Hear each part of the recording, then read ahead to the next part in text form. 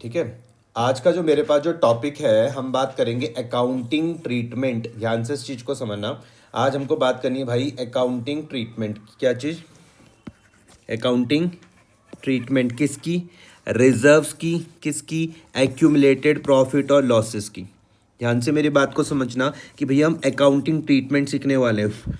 किसकी सीखेंगे हम रिजर्व्स या फिर एक्यूमुलेटेड प्रॉफिट एंड लॉसेस की सीखेंगे। अच्छा, ये हम ट्रीटमेंट अब कम कर रहे हैं। ये हम ट्रीटमेंट कर सकते हैं भैया एडमिशन के टाइम पर, रिटायरमेंट के टाइम पर, डेथ के टाइम पर, या फिर चेंज इन पीएसआर हो रहा हो, change in profit sharing ratio. Clear हो रहा है?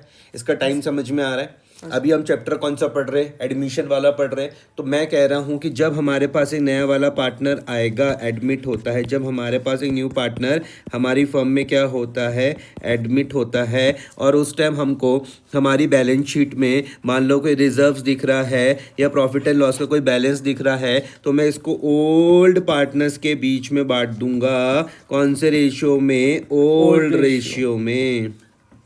क्लियर हो रही है बात या नहीं हो रही है? ट्रांसफर कर दूंगा।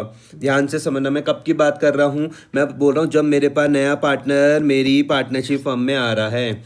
एग्जाम्पल के तौर पर यहाँ पे ध्यान से समझना, मैंने कहा कि मान लो ये हो गई मेरे पास सुंदर प्यारी मेरी फर्म, मेरे पास ओल्ड पार्टनर हो गए मान लो ए, और ये हो गए भैया कौन?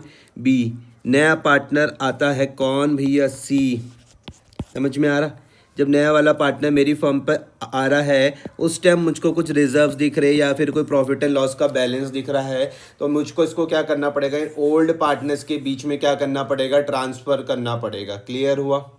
कब की बात समझ में आई? कब की मैंने बात बताई? एडमिशन के टाइम की मैंने आपके साथ बात करी है अभी। Accounting treatment of reserves and accumulated profit और लॉसेस। लिखा हुआ transfer to old partners capital account in their old profit sharing ratio. Transfer to old partners capital account in their old profit sharing ratio. एक को समझो पहले, फिर बाकी सब कुछ समझ में आ जाएंगी। ध्यान देना, यहाँ पर प्रॉफिट एंड लॉस का क्रेडिट बैलेंस का मतलब क्या होता है कि भैया प्रॉफिट है, ठीक है, क्रेडिट मान लेते हैं। ये जो प्रॉफिट एंड लॉस का क्रेडिट बैलेंस का मतलब क्या होता है? प्रॉफिट है। अब ये जो प्रॉफिट है ये किसने कमाया होगा? ए और बी ने कमाया है ना भाई। ये आया समझ में? अगर आपको इस बैलेंस शीट में कोई रिजर्व दिख रहा है, तो इस रिजर्व में किसका है भाई हक? ए और बी का ही तो है हक, क्योंकि अभी तो सी हमारी फर्म में आया ही नहीं। तो रिजर्व में कौन है भैया? रिजर्व में हर किसका है? ए और बी का है हक। तो एडमिशन के टाइम पर जब सी हमारी फर्म पर आ रहा है, जब सी हमारी फर्म पर आ रहा है, तो मुझे इस रिजर्व्स को या फिर प्रॉफिट एंड लॉस का जो क्रेडिट बैलेंस है ओल्ड पार्टनर्स के बीच में, इसमें मुझको क्या करना पड़ेगा? राइट ऑफ करना पड़ेगा। और किस रेशियो में करूँगा? ओल्ड प्रॉफिट शेयरिंग रेशियो में करूँगा। तो मैंने बात करी किसकी? जर्नल एंट्रीज की for distributing reserves and accumulated profit. सोचो, अगर ये जो प्रॉफिट है या रिजर्व्स है, ये अगर ओल्ड पार्टनर्स के बीच में बढ़ जाए तो मैं उनके चेहरे पर खुशी दिखने वाली है। मैंने कहा क्यों है भैया ये खुश? क्योंकि उनकी कैपिटल क्या हो जाएगी? बढ़ जाएगी। एंट्री देखो, जर्नल रिजर्व्स फंड या फिर प्रॉफिट एंड लॉस का क्रेडिट बैलेंस का मतलब क्या होता है कि प्रॉफिट है भैया, किसके बीच में बढ़ जाएगा? ओल्ड पार्टनर्स के बीच में। तो कैपिटल क्या हो रही है? बढ़ रही है। समझा पा रहा हूँ मैं ढंग से? हाँ sir. For distributing reserves and accumulated profit between the old partners in old profit sharing ratio. अगर भैया लॉस होता, सपोज करते, अगर लॉस होता तो लॉस हमको कहाँ पर दिखता है? ये बैलेंस शीट पर मुझको यहाँ पे दिखता कुछ इस तरीके से। प्रॉफिट एंड लॉस का कौन सा बैलेंस?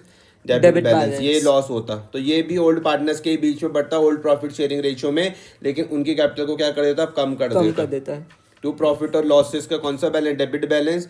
अब आपने मुझसे पूछा कि भैया मुझको ये नहीं पता, एडवर्टाइजमेंट सस्पेंस और डेफर्ड रेवेन्यू एक्सपेंडिचर, ये दोनों भी आपको बैलेंस शीट में देखने को मिल सकते हैं कुछ इस तरीके से। एडवर्टाइजमेंट सस्पेंस या कुछ ऐसा करके मिल सकता है आपको बैलेंस शीट में। तो अगर ये भी आपको मिल गया, एडवर्टाइजमेंट सस्पेंस या फिर डेफर्ड रेवेन्यू एक्सपेंडिचर, इनके साथ भी मैं वही करूंगा, ओल्ड पार्टनर्स के बीच में ओल्ड प्रॉफिट शेयरिंग रेशियो में इनको राइट ऑफ कर दूंगा, बांट दूंगा। एडवर्टाइजमेंट सस्पेंस क्या हो सकता है? मैंने कहा सपोज करते हैं कि मैंने 10 करोड़ रुपए खर्च करे किसी एडवर्टाइजमेंट में, लेकिन मुझे इसका बेनिफिट मान लो आने वाले 5 सालों तक मिलता है। किसी कंपनी ने एडवर्टाइजमेंट में मान लो 10 करोड़ रुपए खर्च करे, लेकिन इसका बेनिफिट आने वाले 5 सालों तक मिलेगा। तो हम क्या करते हैं, ये पूरे खर्चे को एक साल प्रॉफिट एंड लॉस में नहीं दिखाते, धीरे धीरे करके हम दिखाते हैं। क्लियर हो रही है बात या नहीं हो रही है? थोड़ा और आराम से समझाऊँ एडवर्टाइजमेंट सस्पेंस के बारे में। अच्छा तुमको देखो ये तो पता है ना कि जितने भी मेरे पास खर्चे होते हैं उसको मैं प्रॉफिट एंड लॉस में डेबिट करता हूँ। हाँ। तो मैंने कहा कि मान लो कि हमारे पास हमारी जो फर्म है, हमारी फर्म ने भाई क्या करा, या हमारे पास हमारी फर्म है, हमारी फर्म ने एक एडवर्टाइजमेंट में खर्चा करा। इसमें खर्चे में मान लो 10 करोड़ रुपए लग गए, लेकिन मुझे इस एडवर्टाइजमेंट का बेनिफिट आने वाले 5 सालों तक मिल रहा है। समझ में आया? एडवर्टाइजमेंट का जो बेनिफिट है कितने सालों तक मिलेगा? 5 साल। तो मैंने क्या करा, इसको 10 करोड़ को डिवाइड कर दिया 5 साल से, तो लगभग हर साल का मेरे पास 2 करोड़ रुपए का खर्चा आ रहा। हाँ सर। तो हम लोग क्या करते हैं कि इस 2 करोड़ को मैं दिखाऊंगा कहाँ पर, प्रॉफिट एंड लॉस अकाउंट में टू एडवर्टाइजमेंट। आ रहा है समझ में? और जो बाकी का जो 8 करोड़ है वो मैं कहाँ दिखाता हूँ, बैलेंस शीट में, एडवर्टाइजमेंट सस्पेंस। थोड़ी सी बात समझ में आई? नेक्स्ट ईयर में जब मैं बनाऊंगा यहाँ पे प्रॉफिट एंड लॉस, अब मैं थोड़ा सा और यहाँ पे दिखा दूंगा टू एडवर्टाइजमेंट 2 करोड़ रुपए, और यहाँ की बैलेंस शीट में मैं दिखा दूंगा एडवर्टाइजमेंट सस्पेंस कितना, अब 6 करोड़। थोड़ी सी बात समझ में आ रही? मतलब मेरे कहने का मतलब है मैं इस खर्चे को जो मैंने यहाँ पे 10 करोड़ रुपए का खर्चा किया है, इसको मैं एक साथ डेबिट नहीं कर रहा हूँ, बल्कि मैं इसे धीरे धीरे करके डेबिट कर रहा हूँ। समझ में आ रही बात? यानी डेबिट करने का मतलब प्रॉफिट एंड लॉस में दिखाना। क्लियर हो रही है? एक साथ नहीं दिखा रहा हूँ, बल्कि मैं इसको टुकड़ों में दिखा रहा हूँ, और जो पार्ट मैंने नहीं दिखाया उसको मैं कहाँ पे दिखा रहा हूँ, बैलेंस शीट में दिखा रहा हूँ एडवर्टाइजमेंट सस्पेंस के रूप में। क्लियर हुआ? लेकिन ये वाली साइड तुमको पता है कौन सी वाली साइड होती है? एसेट्स वाली साइड होती है। अच्छा मुझको बताओ, ये एडवर्टाइजमेंट सस्पेंस का चलो ये तो ठीक है कि मुझको आने वाले 5 सालों तक बेनिफिट मिलेगा, क्या पता मेरी उससे सेल्स बढ़ जाए। हाँ। हो सकता है ऐसा, है ना? लेकिन अगर मान लो कि यहाँ पर मान लो का फर्नीचर भी होता, तो तुम इन दोनों को कंपेयर करके देखो, क्या है तुमको एक जैसे असेट्स दिख रहे? नहीं दिख रहे ना? आ रही है मेरी बात समझ में? हाँ, या नहीं आ रही है? तुम बोलो भैया फर्नीचर की तो फिर भी कुछ ना कुछ वैल्यू होगी, लेकिन इस एडवर्टाइजमेंट सस्पेंस की तो कोई वैल्यू है ही नहीं। भले ये मुझको बेनिफिट देगा वो अलग चीज़ है, ये मैं यहाँ पे सिर्फ इसलिए दिखा रहा हूँ क्योंकि इसका कॉन्सेप्ट बैलेंस आ रहा है, डेबिट बैलेंस आ रहा है। अब आई बात समझ में? हाँ या नहीं आ रही? कोई दिक्कत तो नहीं है? तो इसलिए मुझको क्या करना पड़ता है, इसको भी भैया ओल्ड पार्टनर्स के बीच में राइट ऑफ करना पड़ता है एडवर्टाइजमेंट सस्पेंस को। ओके क्लियर हुआ? अगर यहाँ पर होता प्रॉफिट एंड लॉस का कौन सा बैलेंस, डेबिट बैलेंस, तो इसको भी मैं ओल्ड पार्टनर्स के बीच में ओल्ड प्रॉफिट शेयरिंग रेशियो में राइट ऑफ करता, जिससे पार्टनर्स की कैपिटल क्या हो जाती है, कम हो जाती है। देखो समझा पाया? हाँ सर। अब कुछ मेरे पास है स्पेसिफिक रिजर्व्स, इनको मुझे अलग से डिटेल में समझाना है। एक एक पे हम एक पूरी क्लास लगने वाली है। वर्कमैन कॉम्पनसेशन रिजर्व अलग से पूरी एक क्लास लगेगी। इन्वेस्टमेंट फ्लक्चुएशन रिजर्व अलग से पूरी एक क्लास लगेगी। फिलहाल आप इस चीज़ को समझो कि भैया for distributing surplus of specific reserves, मतलब ध्यान से मेरी बात को समझना। अगर मैं इस पे बात कर रहा हूँ, इसका तो मुझे नाम से ही पता चल रहा है कि वर्कमैन कॉम्पनसेशन रिजर्व। मेरे यहाँ पे जो वर्कर्स काम करते हैं, मुझको लग रहा है कि अगर मुझे उन्हें किसी तरह की कोई कॉम्पनसेशन पे करना पड़ जाए तो उसके लिए मैंने रिजर्व बना रखा है। आ रही मेरी बात समझ में या नहीं आ रही है? इसको मैं पूरा डिटेल में समझाऊंगा अलग से। वर्कमैन कॉम्पनसेशन और इन्वेस्टमेंट फ्लक्चुएशन फंड के लिए हमको अलग सेपरेट 2 क्लासें लगेंगी। फिलहाल मैं आपको ये चीज़ समझा रहा हूँ कि इन रिजर्व्स का वो पार्ट जो बच गया हमारे पास, सरप्लस जो यूज़ नहीं हुआ। एग्जाम्पल के तौर पे सो मत, मान लो वर्कमैन कॉम्पनसेशन में मेरे पास 10 लाख रुपए थे। कितने रुपए थे? 10 लाख। लेकिन सिर्फ यूज़ हुए मान लो 7 ही लाख हुए, तो कहीं ना कहीं 3 लाख रुपए बच गए या नहीं बच गए? बच गए। तो ये ओल्ड पार्टनर्स के बीच में ओल्ड प्रॉफिट शेयरिंग रेशियो में बढ़ जाएंगे। वर्कमैन कॉम्पनसेशन तो वो बाद में नहीं रहता, मींस ऐसे नहीं रहता कि जब तक यूज़ ना हो। हाँ, हम इसका भी मैं अलग से पूरा डिटेल में तुमको समझाऊंगा। फिलहाल एक छोटी सी बात को समझो। मैंने कहा कि मान लो इसमें मेरे पास 10 लाख रुपए थे वर्कमैन कॉम्पनसेशन रिजर्व में, लेकिन सिर्फ यूज़ हुए कितने? 7 ही लाख यूज़ हुए। तो कहीं ना कहीं मेरे पास 3 लाख रुपए तो बच गए ना। हाँ। तो मैं इस 3 लाख को ओल्ड पार्टनर्स के बीच में बांट दूंगा। कौन से रेशियो में? ओल्ड प्रॉफिट शेयरिंग रेशियो में। टेंशन मत लो, मुझे वर्कमैन कॉम्पनसेशन रिजर्व में और इन्वेस्टमेंट फ्लक्चुएशन फंड में 2 क्लासें लगेंगी। ओके सर, समझ में आया? फिलहाल आप इसको समझो कि रिजर्व जब ओल्ड पार्टनर्स के बीच में बढ़ रहे हैं तो उनकी कैपिटल क्या हो रही है? बढ़ रही है। 2 इंपॉर्टेंट नोट है, आपको ध्यान से मेरी बात समझ के चलना है। Entries for transferring the reserves and accumulated profit और लॉसेस मस्ट बी ये क्या लिखा हुआ, must be pass Pass. Even if the question is silent on this point. आपको रिजर्व्स की, आपको एक्यूमुलेटेड प्रॉफिट या लॉसेस की एंट्री पास करनी है, चाहे क्वेश्चन उसके बारे में कुछ बोले चाहे ना बोले। अगर क्वेश्चन भैया साइलेंट भी है, कुछ बोल नहीं रहा उसके बारे में, तो भी आप एंट्री पास करोगे। अच्छा, तो वो अगर मिल रहा है तो वो उसका एंट्री पास होना चाहिए।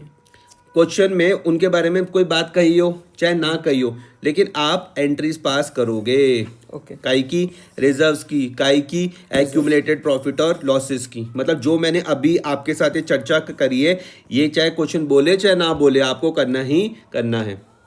समझ में आया? हाँ सर। कई बार हमको लिएबिलिटी साइड में एम्प्लॉयज प्रोविडेंट फंड दिखता है, एम्प्लॉयज प्रोविडेंट फंड दिखता है। अब ध्यान से मेरी बात को समझना, जो एम्प्लॉयज प्रोविडेंट फंड है ना, ये हमारा रिजर्व नहीं है कंपनी का, मतलब हमारी फर्म का रिजर्व नहीं है। ये तो एक तरीके से एम्प्लॉयज की क्या है भैया, सेविंग है, जो कहाँ पर दिखती है, लिएबिलिटीज वाली साइड पर दिखती है। ध्यान से इस चीज़ को समझना, बच्चे गलती करते हैं।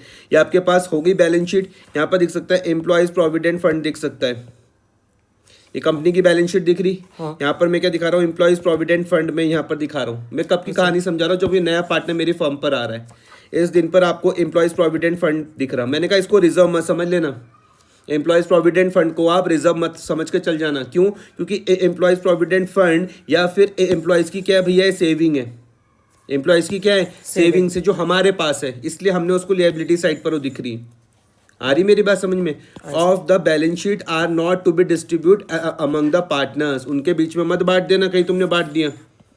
एम्प्लॉयज प्रोविडेंट फंड को मत बांट देना। क्यों नहीं बांटना है?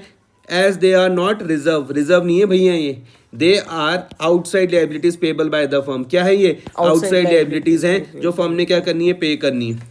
तो ये कैपिटल में बांटना ही नहीं है। नहीं नहीं, क्यों बांटना, रटो मत ना, लॉजिक समझो तुम, जो मैं तुमको यहाँ पे चीजें समझा रहा हूँ। देखो यहाँ पर मान लो तुम्हारे पास ईपीएफ आ रहा, ईपीएफ तुम समझ गए कि ये मुझको बोल रहा है एम्प्लॉयज प्रोविडेंट फंड।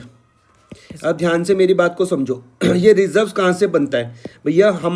हम दोनों मान लो पार्टनर है, हम लोग पार्टनर है, हम लोग साल भर बिजनेस करते हैं, बिजनेस करने के बाद हम प्रॉफिट कमाते हैं, प्रॉफिट का कुछ पार्ट हम बचा के चलते हैं, वही तो है रिजर्व।